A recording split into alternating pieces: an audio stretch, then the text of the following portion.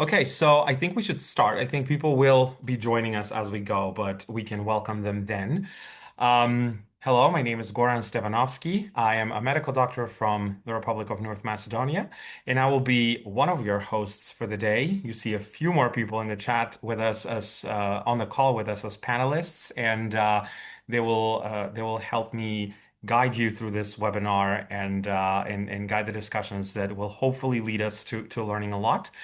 Us doing this type of webinar that's more practical, that's more a workshop than a webinar is happening for the second time. So we did it once, we learned a lot of things, now we're doing it again. So we're very, very happy to have you here today. Um, and to kind of be able to use AI for question generation. Something different today than other webinars, because if you have joined us in the past, you will know that I typically tend to have a PowerPoint slide deck. That's not going to be the case, and we will dive right into what we need to do and what we need to talk about today. But before we start, before we start with the technical aspects of the webinar, we would like to ask you a few questions. So there will be a pop-up of questions on your screen. Feel free to answer them. This will tell us who you are, who we are talking to today. And as I mentioned earlier, we will have more chances to talk to one another in the breakout rooms, something that we don't typically have during webinars. So I'm very excited about that part. So, we're asking where you're joining us from. What position do you have within your organizations? Is this your first online event hosted by us? And how did you hear about today's event? So these are first the sort of questions where we get to know you, and then we'll have another question a little bit later where we talk about AI. Okay, so I see we have people from everywhere, not many people from Africa at this point in time. Hopefully, we'll get more a little bit later. We do have a really good um, diversity regarding positions within your organization. And I see that there is a lot of people who come to these Lecturio events for the first time. So for all the newcomers, welcome. And I hope that you will join us again in the future. For all of you who return again, welcome back. And yeah, I see that most of you learned about this from Lecturio directly. So that is good. Um, Thank you very much for taking the poll. I think there's a few more answers trickling in, so let's keep it open for a little bit longer. Um, but happy to have you today and happy to have you as a host on this event. So today we'll be talking about AI a little bit more. And as you know, AI has been one of those according to some positive, according to some negative disruptors of our fields. And when I say fields, I mean education at large, health professions education, but also medicine. So just like the calculator in Google and perhaps the wheel have completely changed the way that we're doing things, I think AI has the capacity to do that. But there's obviously a lot of fear, a lot of risks and a lot of perils that can come with it. So today we'll be looking at one way to use AI in creating questions that are multiple choice questions that are still widely used in a gold standard within health professions education around the globe. So that's why I'm very happy to see that there's people from across the globe, and I see there's more people from Africa coming now. So we do have a really really good representation from across the globe. So whether you've used AI, whether you haven't used AI, whether you've used Lecturio, this webinar will kind of cover all the grounds and we will be able to go through this together. And as you probably know from the registration link, you yourselves will be able to dive deeper into the platform and actually try this for yourselves and see how it works, see if this is something that's plausible for you. You do have in the chat more information as to how to sign in or how to log in into the platform, although we will go through it later. Now, I will kind of would like to guide you through how this webinar will look like. So first, we'll talk a little bit about the Lecturio platform, because even though the AI question generator is part of the platform, that's just merely one tool into entire plethora of toolbox of tools that we get to use and we get to play with. After that, I will showcase the question generator here for all of us so that we all know what it looks like and what it could be and what's the potential of it. And then we'll go into breakout rooms. Mainly, we'll have two breakout rooms. One will be facilitated by myself, and another one will be facilitated by my colleague, Dr. Sarah Keith, where you can ask questions, try the generator, discuss with your peers and colleagues, and connect a little bit. And for all of you that have technical difficulties or technical questions as to how the AI question generator works, we'll have our colleague Shreya in a different technical room where we can always send you there should you have any of these questions. If you would like to kind of work on this on your by yourselves, we will have my colleague Aaron in the main room where you could work on the question generator and try it uninterrupted. You would just let us know what your preference is. Now, before I start showcasing the platform, I would like to ask one question that if you've ever attended a webinar of mine at Lecturio, you know this question is coming. And that question is, have you ever used an AI an AI, any form of AI generator within your teaching or even within your medical practice if you're a practitioner? So the questions has already popped up for you. So have you used AI in your teaching? We want to see if you've never used it, if you've tried it but don't like it, use it occasionally, or if you're a power user. And fear not, wherever you fall on this spectrum, this workshop is for you because I think power users can have the ability to fly through the platform and use this and try it for themselves. If you've never used it before, it's going to be a really good icebreaker for you to see if AI is something that you would like to use or not.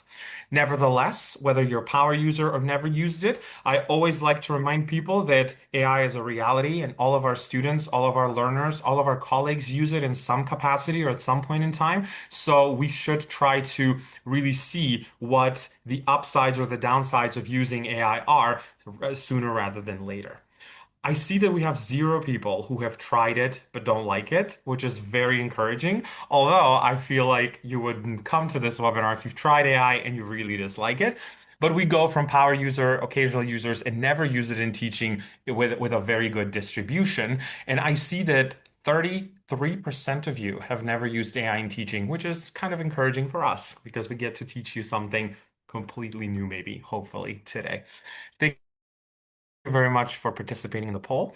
So now we can start. I'll give you a second to breathe.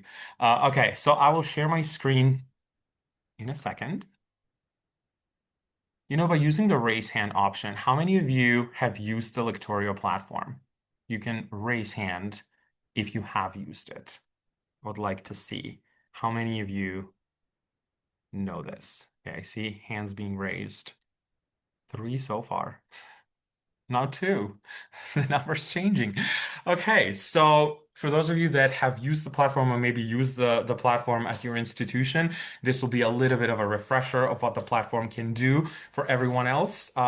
Let's take it from the top and see what the platform looks like. Okay, you will let me know if you can see my screen, which you should because I see this as shared and I see heads going yes.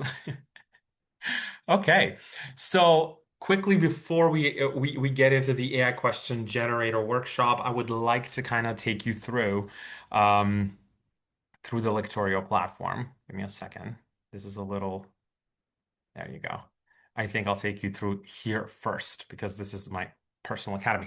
Okay, so I will kind of show you the platform, what it has, and then the AI question generator, as I mentioned, is just one tool in this entire toolbox. So what we're currently seeing is what the Lecturio platform looks like from the administration or from the faculty perspective. So this is the main dashboard that you have, and you see all of our AI tools are under one roof in the beta at this moment in time. However, if you just look at the dashboard, you can see statistics for the usage of the platform. And you can look this per faculty, per classes, per groups, but even per students. And to look at this, you have a really good opportunity, a very unique opportunity to follow your students and look at how many videos they've watched, how many recall quizzes answers were submitted or QBank answers submitted. So when you assign your students to do something, to do a reading, to do a QBank, to watch a video, you can really follow your students in real time, which for remediation strategies is kind of perfect the way this perfect goes right at this moment. We also have lots of webinars and resources, so remediation is one of them. AI question generator from a theoretical perspective is another, and you can always find those on our websites, on our YouTube channel. Okay, so you can see the last 12 months, right? You can see the watched minutes. You can how many concept pages reviewed, and we'll slowly go through all of these. And even in the QBank answer submissions, you can see how many of them were correct. We use this internally. So these are my colleagues, and you see it's only 44%. Not that high, but we're not going to hold it against them. So you could go by subjects, you could go by systems, right? It really depends what curricula your institution is really using, and you can just follow everyone. What's really important, really sorry, I don't know why I was kicked out of here. So what's really important here is that you also have your potentially at-risk learners. So we sometimes don't really catch our at-risk learners until it's too late. So this is a really good way for you to see their risk scores, their overdue assignments, their confidence levels when they answer these questions, in their accuracy level, because all of this plays into being able to go into one size fits one approach into your remediation and into your teaching. So apart from that, we have the AI tools that we will look at later. As I said, you will have the ability to go through the question generator. I'm not going to click through it now because we'll be back here in a second. We have a syllabus generator, very new, very beta test in beta phase. I don't know the language around beta testing, so Shreya's smiling at me because there's probably a language for it. There's an AI educator assistant and a lesson plan generator. Let me tell you, when I started teaching pathophysiology, having any of this would actually saved months of work before I had to sit on a Sunday and do a lesson plan generator. Then the statistics is something we already saw. You could go through your library, you can get the insight dashboards, and you can look at assignments. So you can assign this to your students, to your learners, depending on what class they're taking. So they can do reading, they can do concept pages or videos. You can really assign anything from the platform for your learners to be able to engage with. There's library management, right? You could see the course creator, content, curricula visibility, because you yourselves as administrators can kind of control what your students are viewing from the curriculum because it's heavily dependent on what level of learning they are. So you don't want them to skip ahead, right? You have QBank Manager, using management, even patient notes. I'm going to quickly switch to content view though, because I would like you to see what your learners are seeing, right? So you do have videos, and the platform is heavily video based.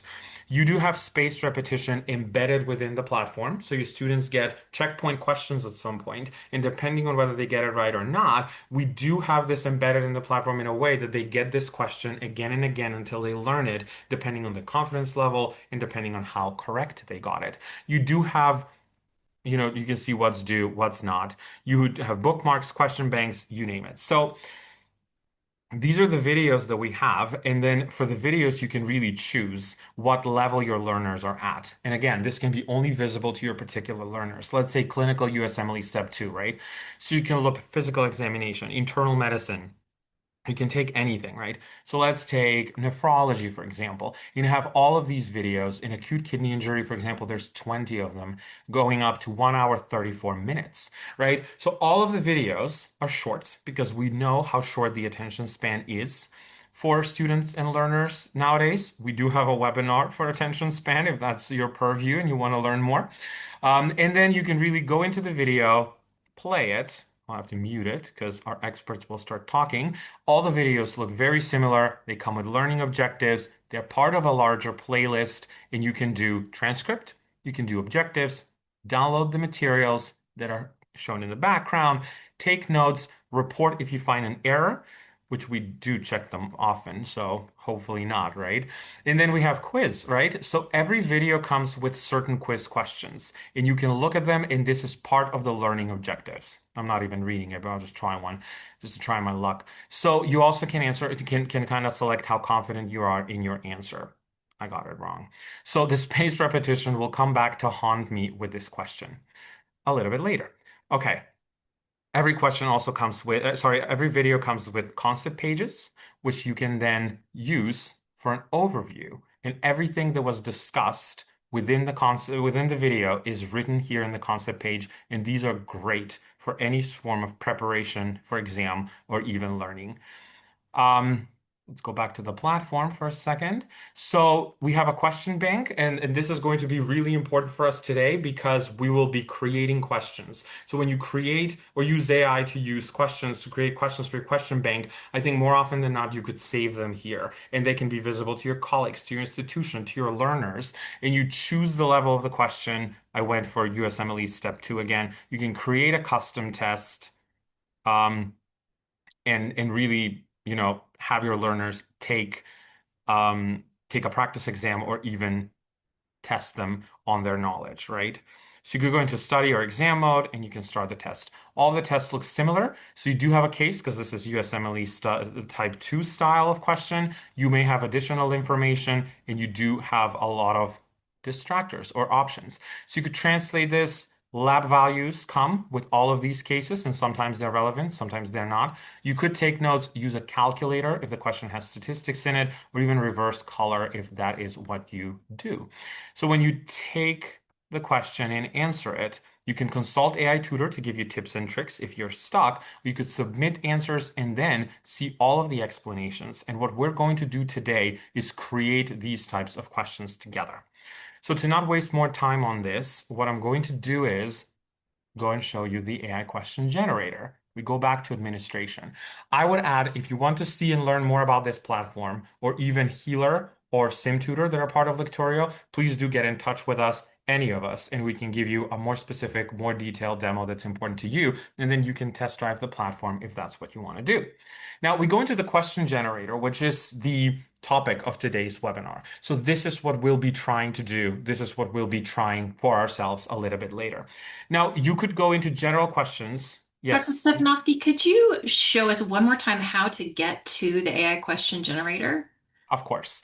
So once you log in within your dashboard, and when you log in on using your username and password that you've been given when you sign up, basically this is what you see. So you click on AI tools. They're the second right after the dashboard, and then there's multiple AI tools to choose from. But today, for today's webinar, we are going into the question generator, and you just click generate questions, and then you're here. We will be sharing a PDF within the working groups, sorry, within the smaller groups we'll work on. And if you're not completely tech savvy, you will have a step-by-step guide on how to access this. And if you have any issues accessing it, we'll ship you to Shreya and she will help you out as best as she can. So once we get into the AI question generator, this is essentially what we see at first. Now, it really is important to choose your exam type. And this is dependent on which learners you're teaching, if you're clinical, or sorry, medicine, if you're nursing, if you're PA. And then you can just choose one. I think yours will have multiple options because, as I said, this is my academy. So let's do a preclinical step one for now. You have to choose a system. And I do have this preloaded. So it's USMLE step one. This is just an exam prompt, right? So we're going to go into physiology. Second. Into system, we're going to go in renal, as it said over there. Let me find renal. There it is, renal and urinary. You select that. You select your discipline. So we'll do physiology in this one.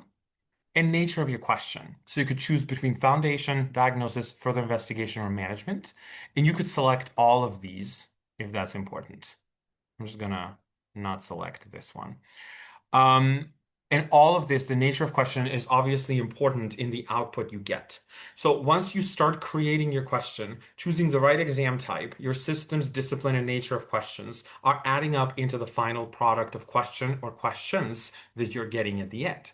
So now you can enter topic or keywords here, and you can go as deep as you want to. You can be as specific as you want to, or as vague, depending on the nature of the question that you want to achieve in the end. So if you want a general question for your students to practice on, then you can give this very little level of details. But you could go really in depth depending on what your how difficult and how specific you want your question to be. So in the topic and keywords, we could add this as our keywords, and I will add them here. However, what I will also do is I will add a little bit more and ask this AI to create a question testing the mechanism of renal blood flow autoregulation. And I say include a short clinical example, test application level understanding, and I also want this to use Bloom's taxonomy. So more often than not, your institutions may have a requirement of what you want to use and how you want to test your students. This is a really good place to start adding all of those details, minor or bigger, because everything will feed into the final question that you're getting. Now you can choose the number of questions. For the sake of time, I'm going to go with one because if we add more questions, obviously it'll take more time. You can use what language you want this on. We don't have all the languages at this point in time, but there is enough languages to choose from. And what's really important is get the level of difficulty. Now, I'm going to go with moderate this time. If you create multiple choice questions, you could select more. Now, what I can do here, what I always like to add is, please add explanations to the distractors. And then I'll also click that. Now you have to click that you confirm you will not put any personal identifiable information. Obviously, this is really, really important for privacy policy in AI addendum.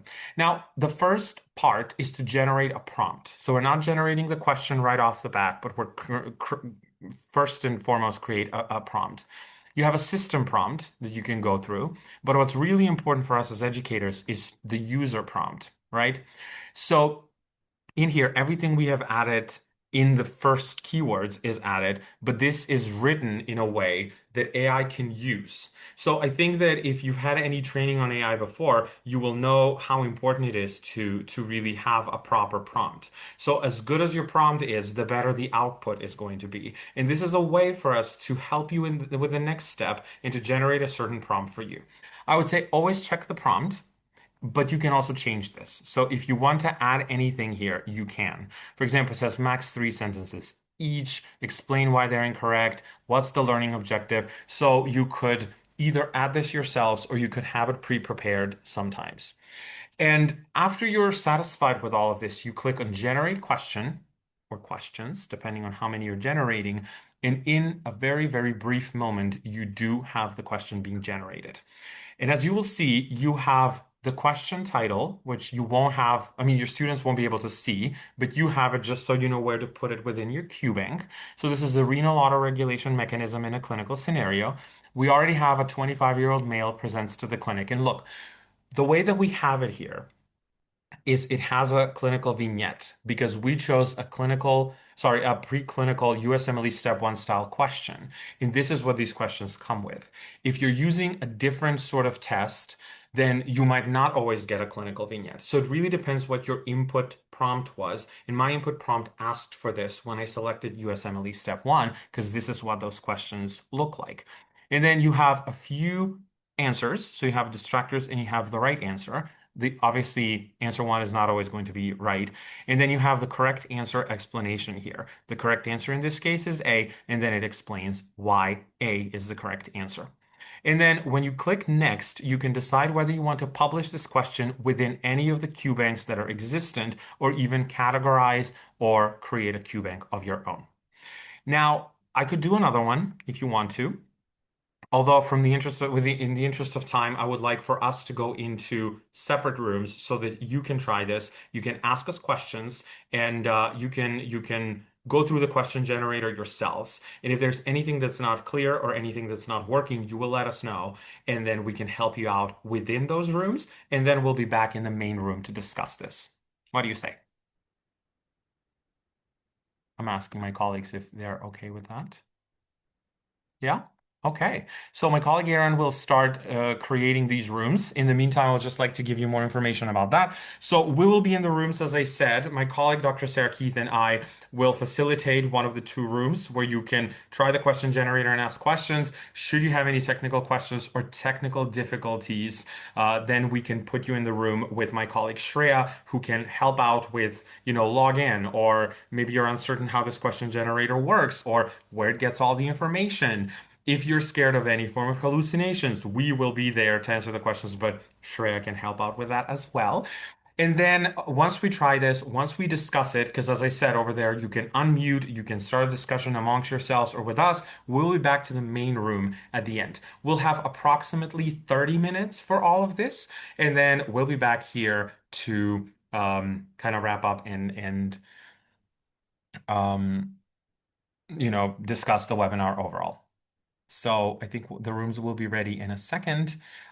Please feel free to use the chat option if you have any issues, or unmute yourselves within the rooms and let us know.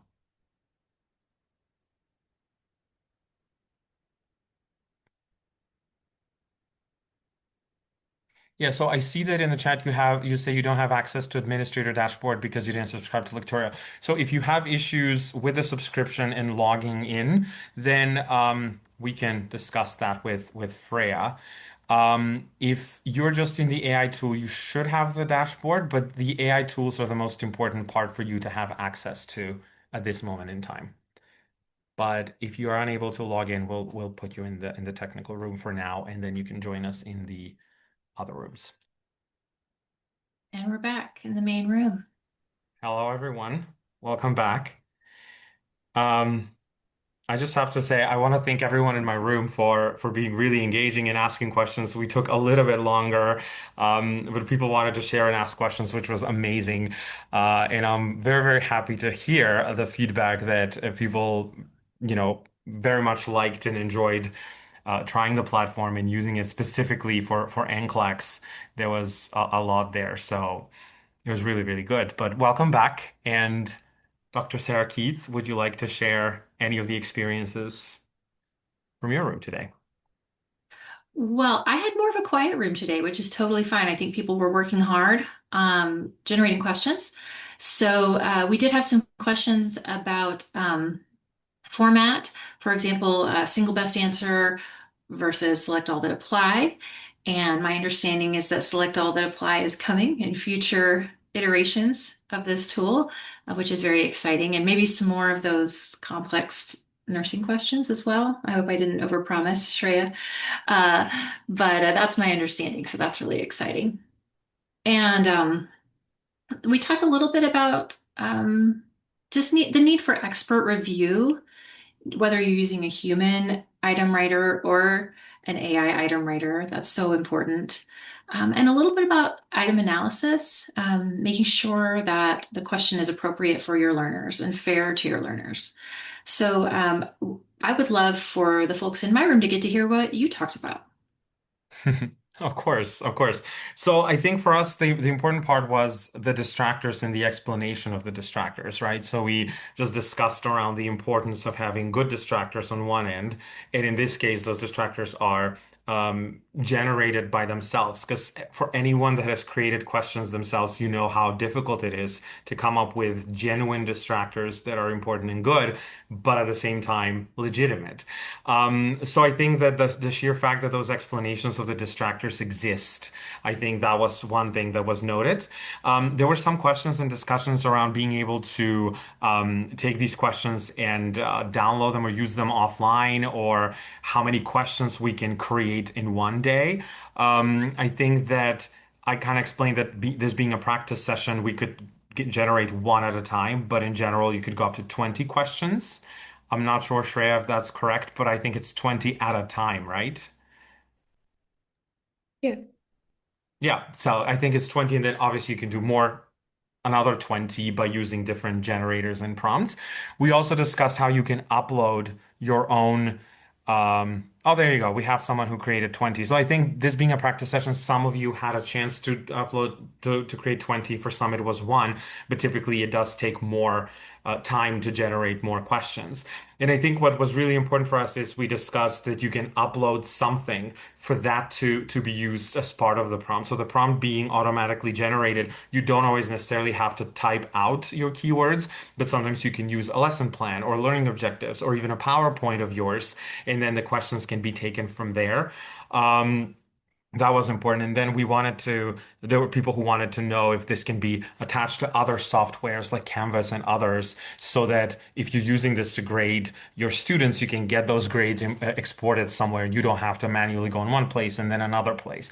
So in essence, what was really prevalent within the group and what we discussed is how important it is for all of this to be sort of automated, and it can help smooth things faster, right? You could streamline the process of creating these questions, not having to create them on your own and write them one by one.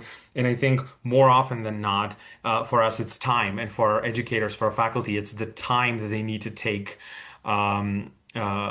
these questions and create them. We do have a question in the chat at the moment. So it says, can we give the desired answer instead? So we can talk this from a technical perspective if Shreya wants to take it. If not, I can try to tackle it discuss it, but I can only understand from explain from my understanding. Yeah, please go ahead. Technically, yes, you can type in your own answer, of course. Yes. So I think that this is what's important. From a technical standpoint, you can. From a sort of medical perspective or health professionals education perspective, what you write in the question and the answers and the distractors you're getting, all of that is based on the platform and the knowledge that's present within the platform. So this is kind of finding the best answer.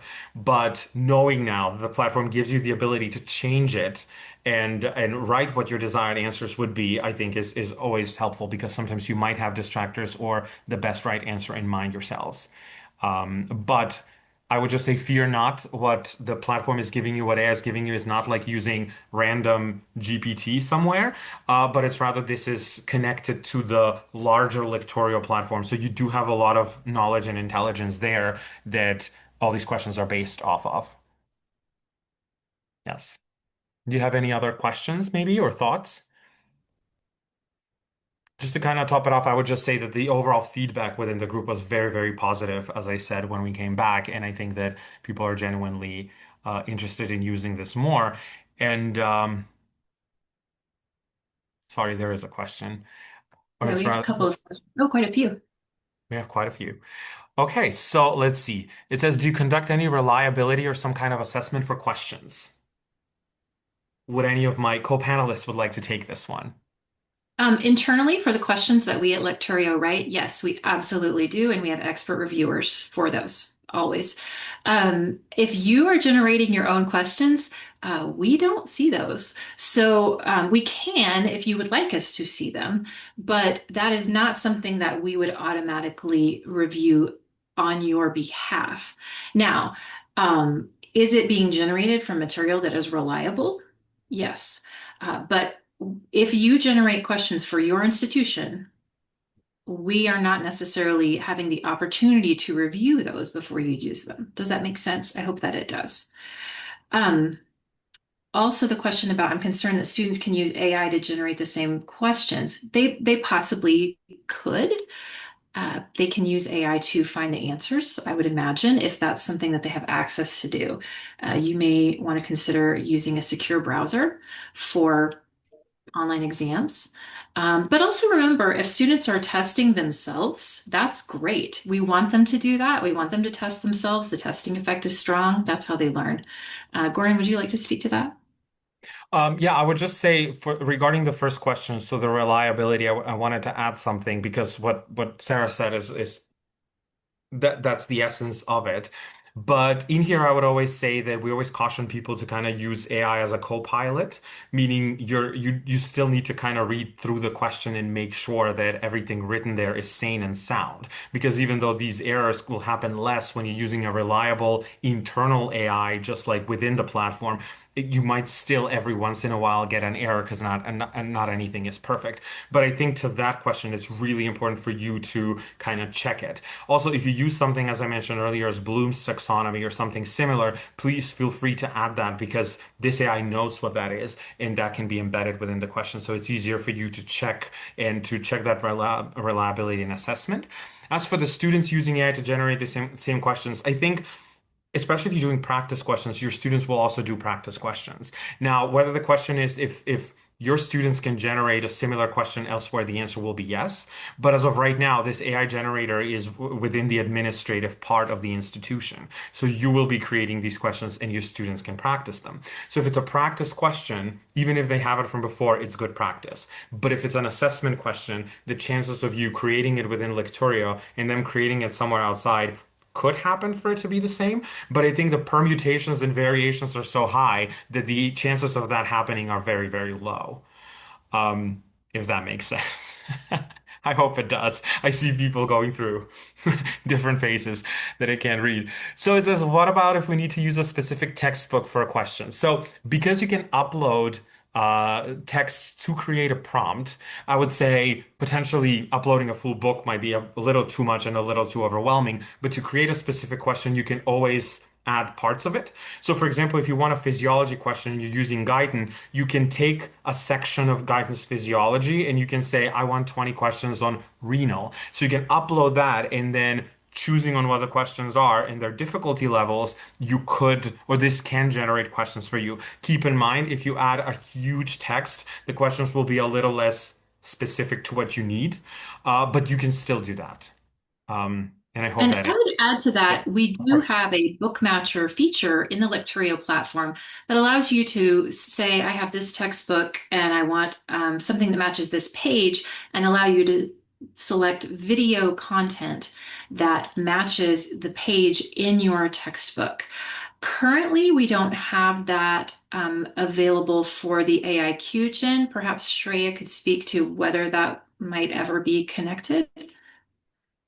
That It's not put you on the proven, spot. but there is some connection we can establish between textbooks and question generator for sure. Yes. Thank you very We could much. And to certainly. add, oh, yes, so to add to what Sarah said, to what both of you said, I think when you have the book matcher within Lecturio, it takes you to videos, but it also takes you to concept pages. So if you want a specific question from, let's say, page 250 from Guyton, it will take you to the videos and concept pages. You can always download a concept page and re-upload that. I mean, it sounds like extra steps at this point, but it's just 2 clicks. And then you can use that, and the question will be very specific to that concept page and to the content that is taught in that part of the textbook that you're using for your students. So I think the wording, the language used will be obviously better, and the concept page comes from the platform itself. So even the question generator has access to that as well. So it's not going to be some unknown variable from outside. Any other questions? I hope we did answer these well and you understood what we wanted to achieve with that. I am very cognizant of time. We're already 4 minutes past. So I would just encourage you to contact any of us or just go to the Lectorio website. You have a question about personalized Lectorio demonstration or a demo, feel free to contact us and learn more about all of this. And I just want to thank all of you for participating, for being here today. I want to thank my colleague, Sarah, Shreya, and Aaron for making this possible alongside myself. And we do hope to see you very soon and in the future at personalized demos for you, other webinars that we're holding, or anything Lecturio related anywhere around the globe. So thank you so much, and I hope to see you soon. Bye, everyone.